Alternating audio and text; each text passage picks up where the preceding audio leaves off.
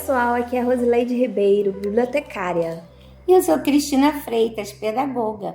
Somos apresentadoras do podcast Bibliotecando em Enfermagem e Nutrição, um podcast dedicado a conversar de forma descomplicada sobre pesquisas realizadas pelas egressas e egressos dos cursos de pós-graduação de Enfermagem e Nutrição da Unirio. Nessa segunda temporada, semanalmente, publicaremos uma nova conversa. Acesse nossas publicações também nas demais redes sociais na descrição dos vídeos.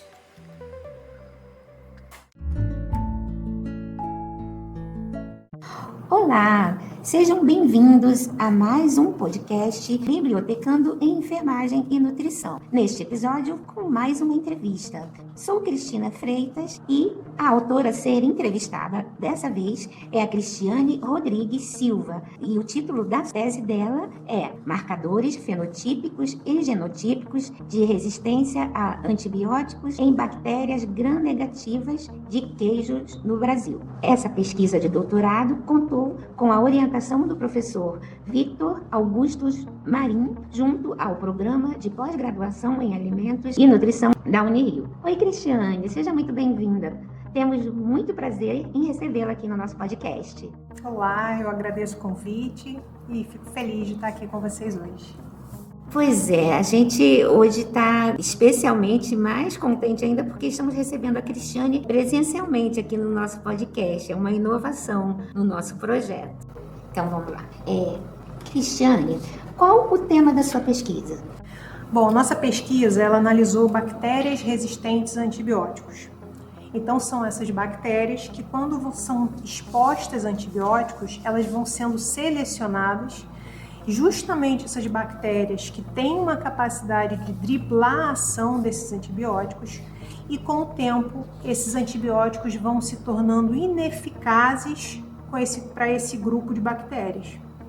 O que é um problema de saúde mundial bastante importante e significativo, uma vez que ele gera dificuldade para procedimentos médicos desde os mais complexos até os mais simples.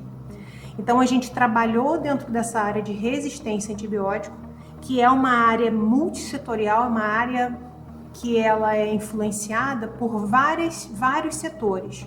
A gente olhou a resistência a antibióticos pelo setor de alimentos. Então no nosso caso a gente selecionou o alimento queijo. Então nós fizemos uma análise em 5 tipos de queijos diferentes, todos produzidos no Brasil, através de uma metodologia que permitiu a gente fazer a avaliação de um grupo de micro-organismos, ou seja, de uma microbiota, ao invés de fazer o isolamento de um micro-organismo. A gente analisou tanto os marcadores fenotípicos, ou seja, a gente testa essas bactérias com o antibiótico em si, diretamente, o antibiótico frente à bactéria diretamente, frente a essa microbiota, e analisa qual é a capacidade e eficiência desse antibiótico. Mas a gente também analisou os marcadores genotípicos, que são então quando a gente faz essa análise genética e a gente permite a gente identificar quais são os genes envolvidos com essa resistência, entendendo então quais são os mecanismos que levaram a essa resistência nesses micro-organismos encontrados no alimento. Ah, sim. E aproveitando que você falou da questão dos alimentos, você poderia falar da falta de segurança nos alimentos e mais ou menos assim o número de doenças transmitidas por eles? As doenças transmitidas por alimentos, elas impactam economicamente, têm um impacto significativo também na saúde. Elas englobam um número maior de doenças, não só associadas à resistência, mas associadas a outros processos, inclusive a outros tipos de micro-organismo para além das bactérias. Então ela tem um número bastante significativo.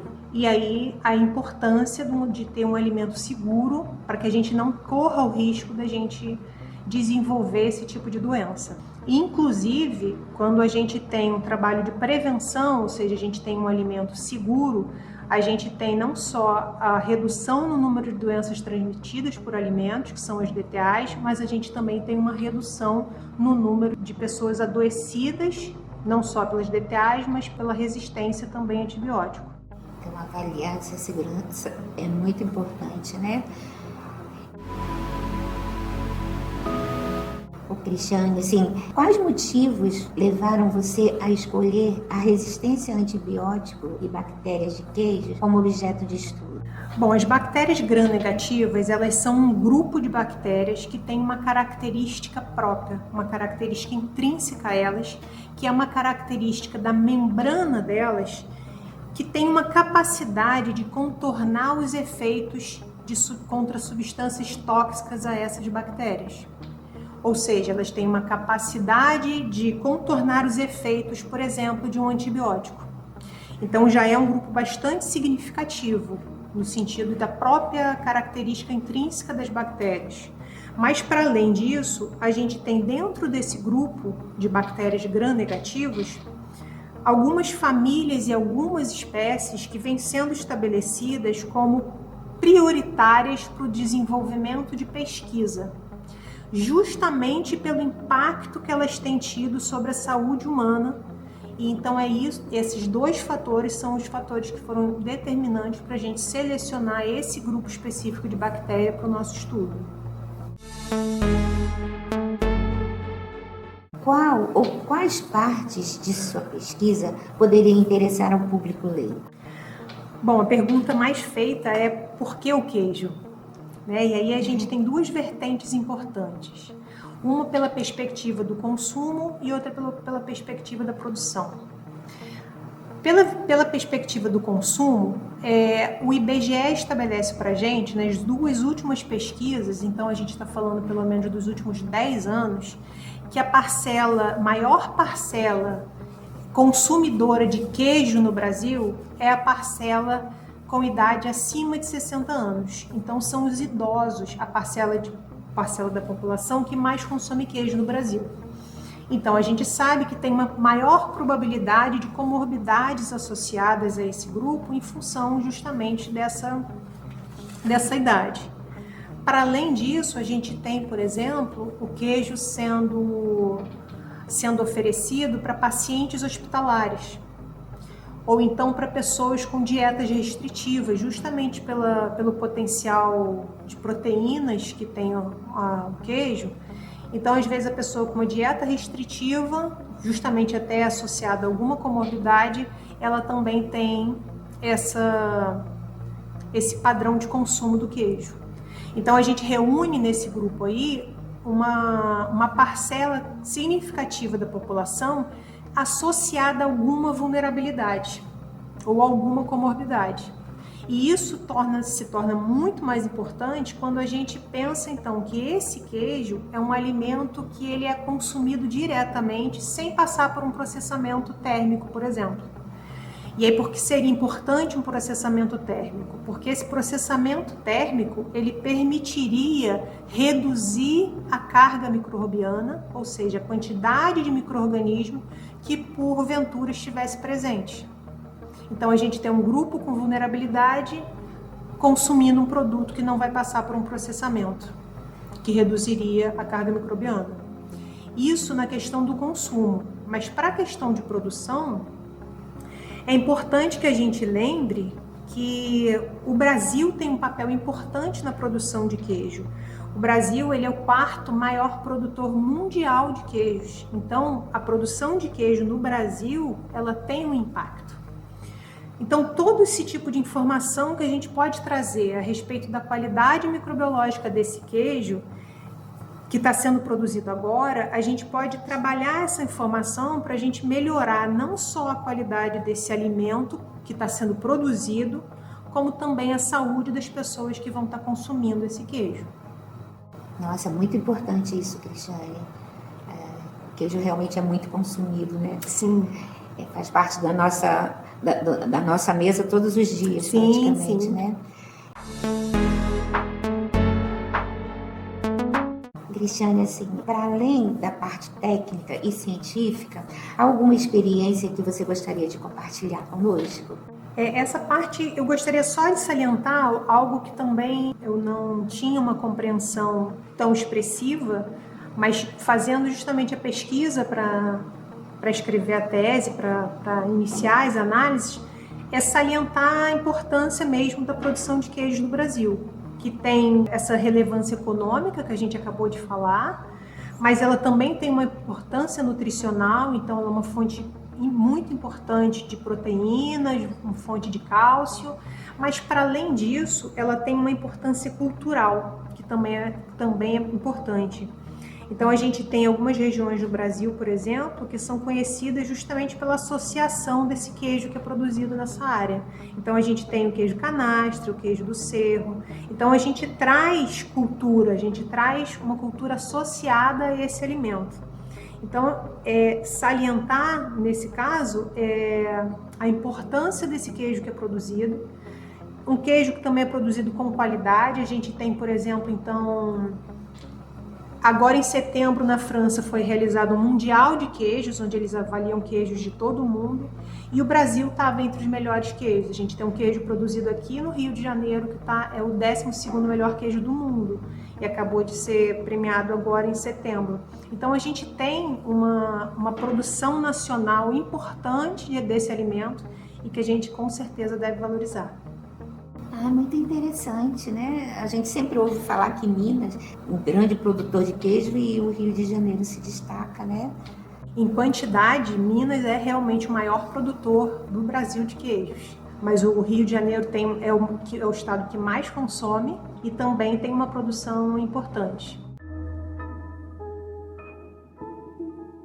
E você vivenciou algum desconforto ao trabalhar nesse tema? Não, desconforto não. Até porque a intenção justamente não é de rotular as bactérias como vilãs ou mesmo queijo, né? Pelo contrário, a intenção é que a gente favoreça um consumo seguro desse alimento. Então, trazer informação da realidade dessa qualidade microbiológica para que a gente possa fazer uma gestão desse consumo. Então, por exemplo, uma nutricionista que vai passar esse queijo para um paciente, ela pode trazer como alternativa um tratamento térmico para que ela passe esse queijo para esse paciente. E para além desse consumo, a gente pode novamente pensar nesse processo produtivo, onde a gente acrescente no processo produtivo dele algumas alternativas de tratamento. Não necessariamente térmicas, mas tem outras que estão sendo estudadas, como ultrassom, luz pulsada, e que elas possam melhorar ainda mais a qualidade desse queijo que está sendo produzido no Brasil.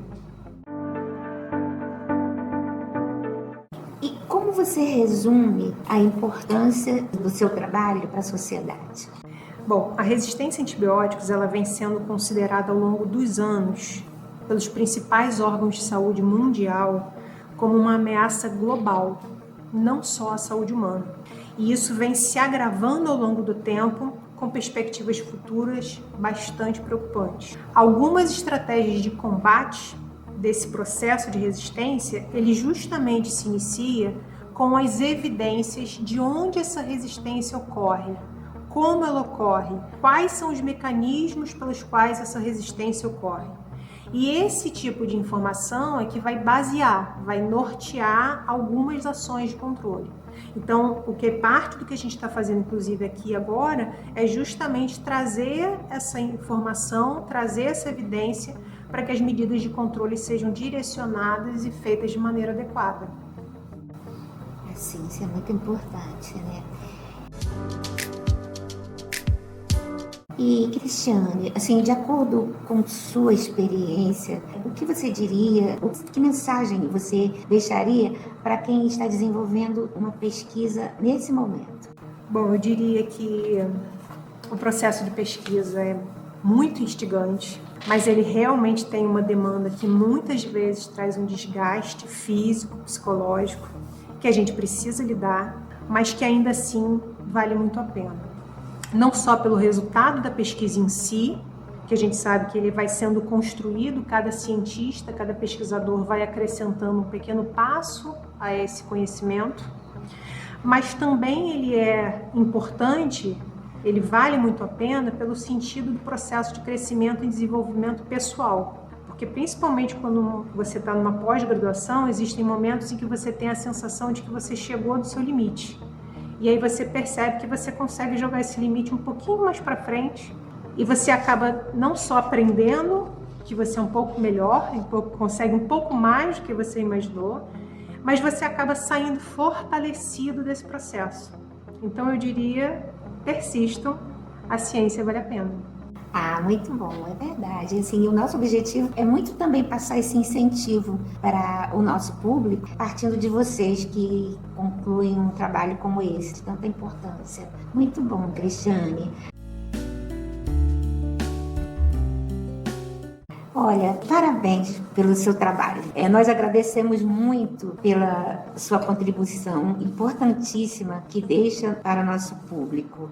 Eu que agradeço a oportunidade e fico muito feliz de estar participando desse projeto de vocês, que vocês estão também fazendo um trabalho bastante importante. Obrigada.